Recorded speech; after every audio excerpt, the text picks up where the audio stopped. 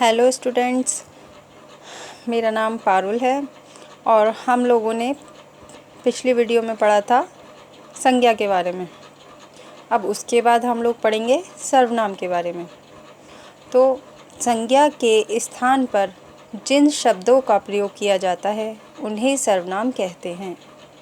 जो हमने पिछली बार संज्ञा पढ़ी थी उन्हीं की जगह पर संज्ञा के स्थान पर शब्दों का प्रयोग किया जाता है, उनको सर्वनाम कहते हैं। जैसे मैं, हम, तुम, वह, वे, तू, कौन, कोई, तुम्हारा, मेरा, हमारा, आपका, इसी तरीके से।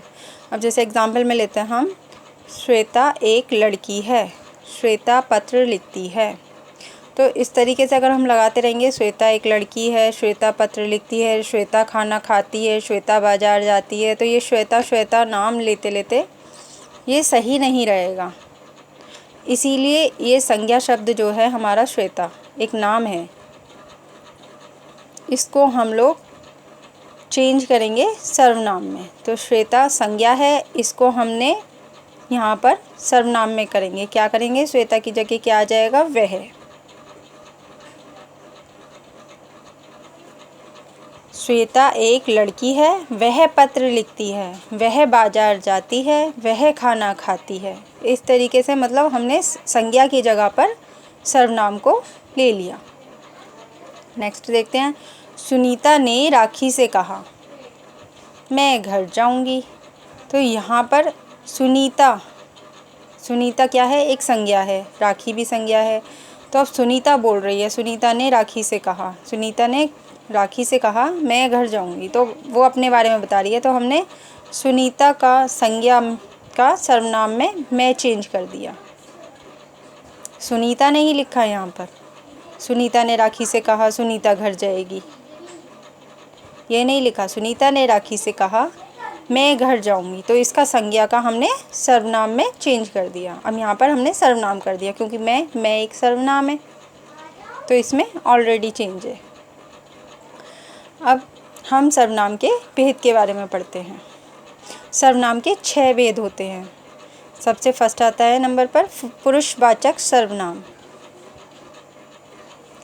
उसने मुझे बोला था कि तुम पढ़ रही हो। अब इसमें देखिए आप 3 चीज़ें देखने मिलेंगी, मैं, तुम और तीसरा इंसान उसने। मैं, तुम और तीसरा इंसान, यानी first person, second person and third person. 2 लोग बात कर रहे हैं, तीसरे लोग के बारे में बात करा जा रहा है।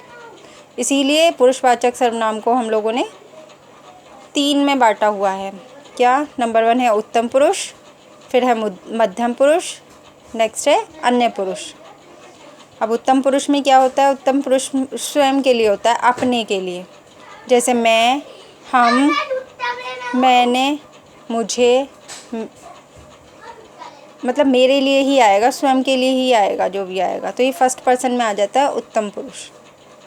अब इसका उदाहरण देख लेते हैं। मैं पाठशाला जाता हूँ, मैं बाजार जाता हूँ, मैं खाना खाता हूँ, मतलब अपने बारे में करेंगे।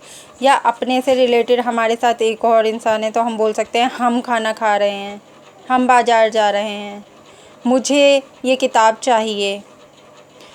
ये उत्तम पुरुष में आ जाते हैं। नेक्स्ट आता है मध्यम पुरुष। मध्यम पुरुष संवाद करते समय, यानी हम किसी और से बात कर रहे हैं तो उसे क्या बोलेंगे? तुम, तुझे, आप।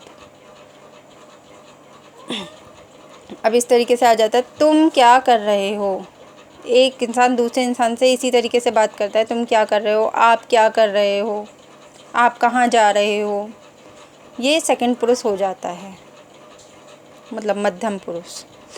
और नेक्स्ट आता है अन्य पुरुष। अन्य पुरुष में अन्य से संबंधित होता है, वह, यह, उन, उनको, उसके, मतलब तीसरे इंसान के लिए हो जाता है, थर्ड पर्सन के लिए हो जाता है ये। यानी 2 लोग बात कर रहे हैं, वो भी तीसरे के बारे में। वह दिल्ली कब जाएगी। 2 लोग आपस में बात कर रहे हैं तीसरे के बारे में कि वह दिल्ली कब जाएगी, तो ये अन्य पुरुष हो जाता है। तो ये पुरुषवाचक सर्वनाम के 3 भेद होते हैं। इस तरीके से हमने, और पूरा इसका एग्जाम्पल में ये है, उसने मुझे बोला था कि तुम पढ़ रही हो, तो ये पुरुषवाचक सर्वनाम है, इसमें तीनों ही आ जाते हैं। नेक्स्ट है निश्चयवाचक सर्वनाम। इसे नाम से ही पता चल रहा है, निश्चयवाचक यानी कोई चीज़ निश्चित है, ये पता है कि हाँ ये चीज़ है। जैसे एग्जांपल में ये किताब मेरी है, मेरी है तो यानी कि ये निश्चय है कि ये मेरी ही है। अब थर्ड आ जाता है अनिश्चयवाचक सर्वनाम। अनिश्चय में निश्चित नहीं होती कोई चीज़। जैसे पानी में कुछ गिरा है, अब कुछ गिरा है, कुछ से मतलब कुछ भी हो सकता है। वो घर पर कोई आया है, अब कोई भी आ सकता है। यह अनिश्चय है, अभी हमें पता नहीं चलता, तो यह अनिश्चय हो जाता है। नेक्स्ट आता है प्रश्नवाचक सर्वनाम। आपको किसने भेजा है, ये प्रश्नवाचक सर्वनाम हो गया, मतलब क्वेश्चन मार्क हो गया, किसने आ गया। वहाँ कौन है, कौन, तो ये क्वेश्चन मार्क वाले हो जाते हैं, प्रश्नवाचक सर्वनाम कहलाते हैं, जिसमें क्वेश्चन आपसे पूछा जा रहा है किसी के बारे में। नेक्स्ट आता है संबंधवाचक सर्वनाम।